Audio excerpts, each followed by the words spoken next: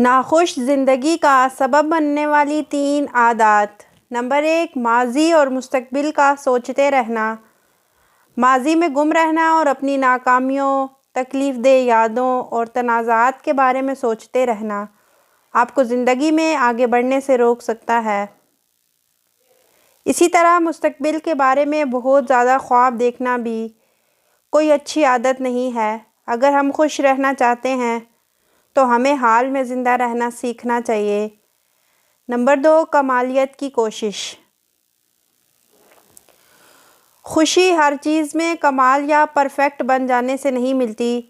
دنیا میں کوئی بھی چیز مکمل نہیں تو پرفیکشن کی کوئی کوشش وقت اور توانائی کے ضیاع سے زیادہ کچھ نہیں۔ ہر چیز میں پرفیکٹ بننے کی کوشش آپ کی حالت کو قابل رحم بنا دیتی ہے۔ اس سے آپ کا ذہن بھی متاثر ہوتا ہے اور آپ کی خود اعتمادی بھی کم ہو جاتی ہے۔ نمبر 3، اپنا اور دیگر افراد کا موازنہ۔ اپنی ذات کا دیگر افراد سے موازنہ کرنا بدترین عادات میں سے ہے۔ ہم اکثر ملازمتوں، گھروں، گاڑیوں، رشتوں، دولت، کپڑوں اور دیگر متعدد چیزوں میں خود کا دیگر افراد سے موازنہ کرتے ہیں۔ اس طرح ہم دیگر افراد کی کامیابی پر اپسیٹ ہو جاتے ہیں اور حسد کا شکار بھی ہو جاتے ہیں۔